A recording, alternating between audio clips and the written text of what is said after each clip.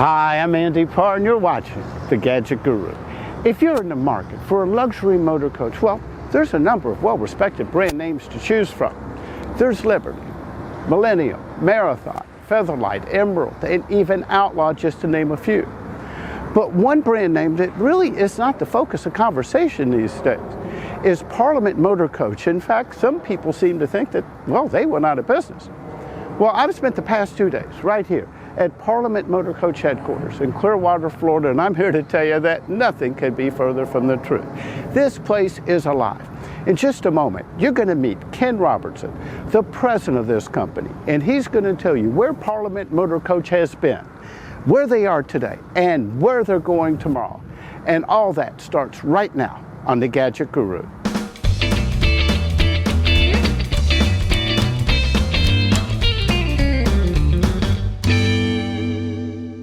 Okay, as promised, right here, I have Ken Robertson, who's the president of Parliament Motor Coach. We're here in Clearwater, Florida, and I got to tell you, this is quite a facility you have here. Thank you, Andy. You know, as I discussed in the opening, that I know just myself, as I've been considering possibly a pre-owned or a new, motor coach. I've kind of put motorhomes on the back burner for now, and I'm getting serious about the higher ones, for basically for quality and availability of service purposes. That you don't read a lot about Parliament these days. And in a way, it's a good thing because you're not hearing people complain.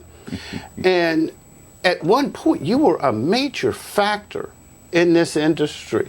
Let's go back in history. Tell us a little bit about Parliament Motor Coach.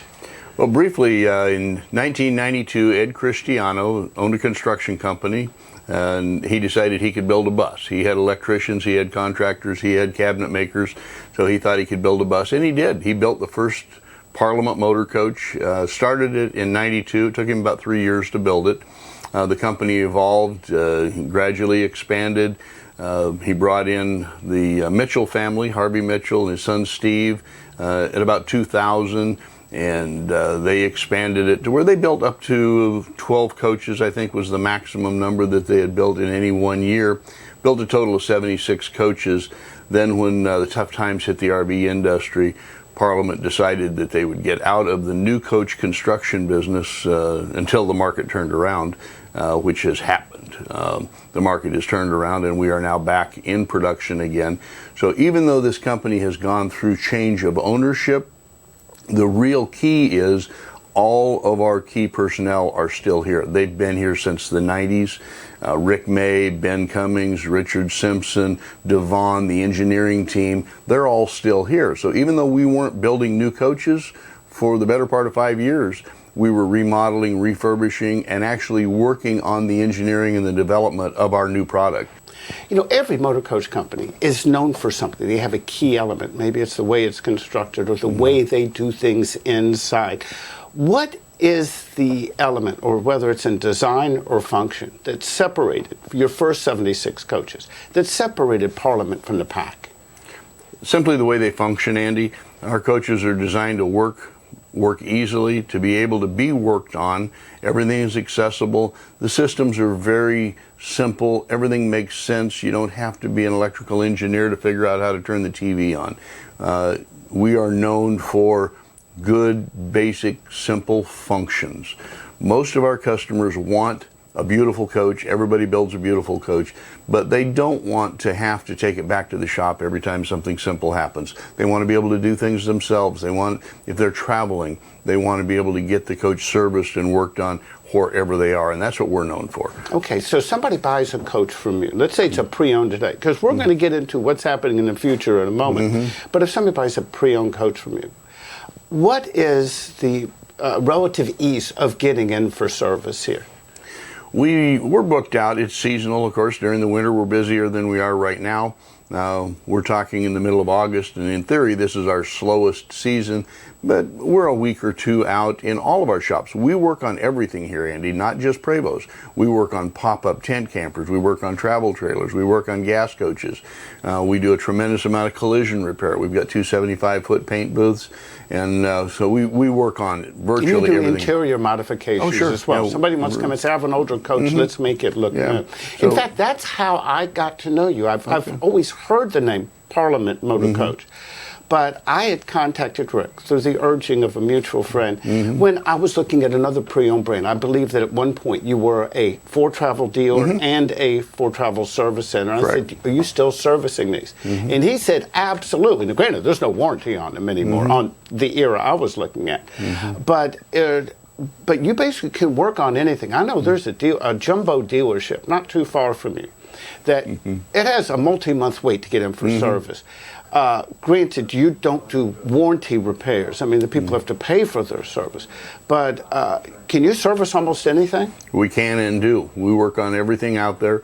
We're about 2 weeks out for a routine appointment, but we always keep spaces available for emergencies. Okay. If you've got a dangerous situation, whether it's a potential fire, a catastrophic air loss, something like that, we can get you in today. Okay. If See, you're that's in good to trouble. know. You know, not everybody's working that way, and I'm sure if you've been keeping up with my post, you know, I also have to refer back to that excellent series of stories that Greg Gerber did on the RV industry death spiral. In fact, that was one of my motivations for not looking as hard at mainstream manufacturers. It just seems that units are rolling off the floor, that it has become expected for the new buyer to create a laundry list of punch lists and then wait weeks, months, if not longer, to get in for service. Now, before we get into the new coach you're doing, let's just underline that even when you stopped building coaches, you kept maintaining your service department. You are here. Yeah, everybody, all the key people were here. The service demand didn't go away because we quit building new coaches. So we have maintained a presence here continuously on this property since 1992. Okay. We've never gone anywhere. Ownership changed, our focus changed, but we've always been a service-oriented business. Our coaches are built based on service, and our business is based on service. Okay, now all of a sudden you've been very successful at the service business. You got out of the old coach building business when the market got rocky. You got out at a good time. You know, and that's smart business decisions. Sometimes you got to know when to fold them. But you're getting back in with a whole new coach. Let's call it Parliament Motor Coach 2.0. But you know, you have number 77 that's actively being worked on now, and you have a new shell, number 78, which just arrived. Let's go into 77 for a minute. If I saw this model right, this is a 4-slide H3. Is that correct? Correct. Now, did those slides come from Prevost? Did they come off the factory that way, or did somebody else install them? No, they're Prevost slides. It's a Prevost shell. We have Prevost slides and Prevost paint. Okay. If anything ever happens to that shell, to that body, we want to know that Prevost is going to be there to stand behind it. They're an amazing company, and we just feel much more comfortable knowing that the entire package is wrapped in that same warranty package from Prevost. Is it important to note that if somebody sees a 3 or 4-slide coach that has the Prevost name on it, that those slides might not have come from Prevost, they might have come from a third party? Oh, absolutely. How does that affect the serviceability? It depends. There's some aftermarket slides that are just fine. They're serviceable, they're functional, they do a good job. Most of the people that were building slides that we really had some concerns about are no longer in business. They didn't make it. The people that are building aftermarket slides today are doing a good job. So if a person is looking at a pre-owned coach, the brand of slides that are in it shouldn't be a deal breaker for you. Certainly, you want to make sure they've been serviced right and they're functioning properly, and that whichever brand it is still available to provide you a service should you need it down the road. But it shouldn't be a huge issue to you, but we prefer the Prevost slides. Now, the pros and cons of multiple slides, you know, because there's some converters out there who go, oh, you only need 2 slides, it's going to add too much weight, you're going to lose too much storage. The pros of having multiple slides is you get more space, you get more width out of it, you get more living area, larger bedrooms. But how does that affect the weight and the storage abilities as you add 4 slides into a shell? The shell comes to us now with a 4-slide shell, weighs more than a triple, triple weighs more than a double weighs more than a non-slide, and the GVW rating of the coach doesn't change. You can only put so much weight on an axle, the tires will only hold so much. What that means is we've had to develop new technology to get the weight of our components down so that we build a legal, safe coach, which we're very proud that we do. We've got some aviation technology that we're working with. We've got components that are incredibly light. I was in 77 the other day, and they were dry fitting cabinets, and I walked over to show a potential customer how light the cabinets were, and I was just going to kind of move it. I picked it up. The entire galley cabinet I could easily pick up. Are these going to be laminate, or what are you using for your cabinets to keep the weight down? The basic structure of the cabinet is plywood, and then we cover it with a veneer, and so it looks like a solid wood cabinet. It's solid wood, but it's not solid hardwood. We can't handle that weight. So these are aviation materials that are very, very lightweight, very strong, very durable. So you don't have to worry about humidity. I mean, let's face it, we're in South Florida, and it's being built. Yeah. There's outside factors. When people travel, they're going to be going to the beach, not just necessarily the desert. When you're using that type of material, are there any drawbacks to that? No. Other than the expense to us. Okay. They're extremely expensive. There's a sheet of plywood that we use weighs about 1/3 of what a sheet of plywood that you'd use in a home construction would weigh. And that's because it is lighter. I mean, I think of plywood, and I try to pick up a sheet of plywood. It's heavy. Yeah. The weight-saving materials that we use in the coach to keep them safe and keep them legal probably cost us in the neighborhood of $100,000 per coach to maintain that level of safety that we insist on. So you're delivering a coach to a customer. You fill it up with all the fuels. You factor in that you're going to have at least 2 human beings in there. Then you have other stuff to put in there. How much weight do you think, or how much capability will be remaining? Because I've heard some stories about some mainstream manufacturers who are delivering coaches that are overweight by the time they roll off the floor. Sure. How are you dealing with that? We have a GVW rating of 55,500 pounds. Our goal is to build every coach that ends up weighing, equipped the way you're talking, with fuel and water and a driver, less than 52,000 pounds. Some of the new technology that we're experimenting with right now, we think that it's conceivable that in the near future we'll be able to get that number under 50, which means you'll have over fuel and water and a driver. You'd conceivably have 5,000 pounds of payload, and that's in addition to your towed weight. Okay. Now, I'm to understand from a press release that you sent out not too long ago that you're doing something really innovative with batteries. And understand, I'm not an expert when it comes to those things. And I'm sure you can make this with something where I can understand. But you're doing something that's different than what anybody else has done in terms of generating your own power and storing your power. What is that? Well, the coaches have evolved.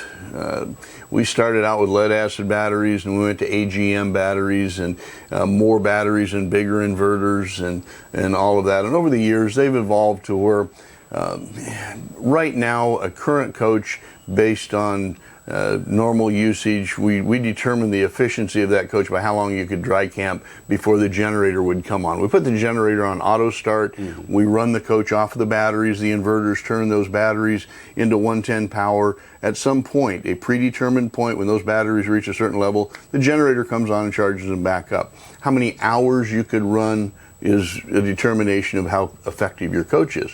Right now, the best stuff out there can run 6 or 8 hours. And that's running, let's say if you're sleeping, one AC, a TV, some lights? 2 or 3 air conditioners, TVs, refrigerators, lights. And you're saying living 2 in to the 3 coach. hours today? No.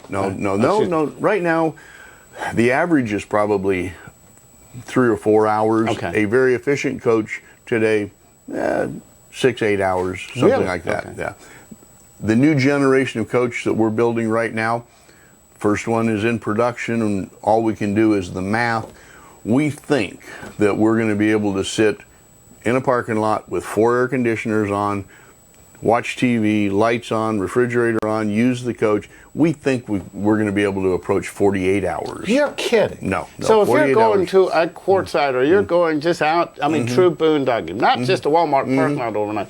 You want to go out without running your generator. You start off with a full load of batteries. Right. You think you might be able to get up to 2 days, and that's running your appliances? Yeah. And the real key is there are no batteries.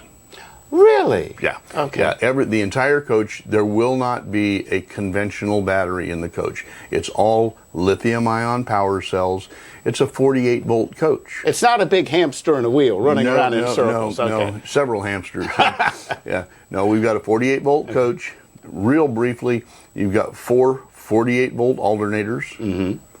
We've got 4 lithium-ion power cells for the coach. We've got 20 kW of inverters, and we've got a 20 kW DC generator, and that's a real key. Everybody's worried about Tier 4 compliance. These diesel engines have to have DEF on them, DEF, the diesel exhaust fluid. The EPA has determined now that these generators are basically an off-road engine. So in a couple of years, they're going to want to have DEF on that. Well, by going to a DC generator, we can have a 20 kW generator that uses such a small engine that it doesn't need to meet Tier 4 compliance. It's already compliant.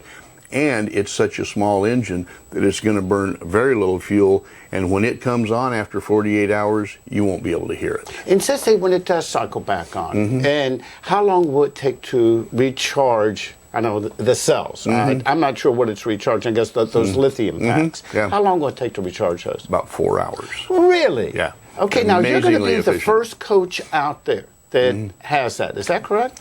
Yes, there are people out there that have been using lithium-ion batteries, but they haven't done the entire package. They've just taken the AGM batteries out and replaced them with lithium batteries. This is the first coach that is actually a true hybrid coach. We're actually taking the chassis batteries and replacing those with a lithium-ion power cell. We've got DC roof air conditioners, 16,000 BTU roof air conditioners that are DC. They take less than half of the power that an AC air conditioner does. They have a built-in solar controller in the air conditioner. Everybody has toyed with solar panels, and you get up on the roof of a coach and you see panels. Well, the efficiency is getting much better now. This coach will have solar pads that run full length of the coach between the awnings and the air conditioners. That open roof area that you walk on will now be a solar panel full length of the coach that's a walking pad. Okay. And it will power those roof air conditioners. It'll charge the house batteries, and it'll charge the chassis batteries. Okay. Previously, your chassis batteries only got charged by the alternator when the engine is running. Coach sits for 2 months down at Pelican Lakes in Naples.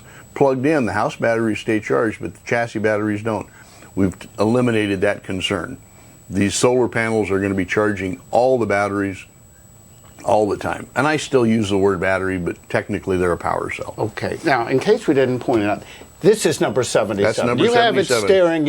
Every moment you're at your desk, you're looking at this here. Now, how are we doing on storage? You know, what is this going to do with all this new technology? Are we losing storage space for that? No, we're gaining storage space, and we're actually gaining weight. The power cells weigh less than the equivalent battery. Okay. The generator is smaller. The inverters are smaller. So we're taking up less space for energy management than we did before. The front 2 bays are basically going to be full pass-through storage bays, and then we get into generators and tankage and all of that. Okay, we're in mid-August 2016 now. So in case you're watching this in archives in the future, back here, we're mid-August 2016. When do you expect to have this coach completed? That coach, and by the way, that coach is sold. So it is? Don't get too excited boy, about I was that. reaching for my checkbook already. But 78 is available. Okay. Coach will be done November, December, sometime. The gentleman that bought the coach has agreed to let us show it at the big January Prevost shows. So it will be showcased at the shows in January. This is the Super Show. Prevost's going to have their own section. Is that one of the first times they've done that? Or? Well, no, this is actually, there's a separate show. We have an open house here. The week after that, there's actually a separate Prevost only show at the convention center. It's separate from the Super Show. Okay. It's the second week in January. Okay. But that's where this coach will be showcased. We'll have this coach. We'll have 79 will have just arrived. It'll be an empty shell that'll be there. A lot of people have never seen an empty shell, and I'm looking forward to showing you 78 just the way it comes to us. And from we're going to Prevost. take a look at that one in a moment. And when you do, just click down here. We'll jump over to that video. Now, when you have this on display here, are you? If I'm understanding, that Prevost show is indoors, correct? So you're going to be able to run this really on batteries without having to connect to shore power and keep it cool. Now, granted, you're not going to have the sun beating down on you while you're indoors at the show. Is that a fair? We'll probably show off a little bit, Andy. I'm guessing that at some opportune moment, we'll go over and unplug the coach. Because the way I'm understanding if this is set up, like versus, and again, I'm still a rookie at understanding all these systems. You know, if you're camped and all of a sudden that breaker throws, you know, and you're on shore power, then all sorts of things happen. On yours, if that happens, nothing. I mean, it's seamless. Yeah, seamless is a word we use a lot.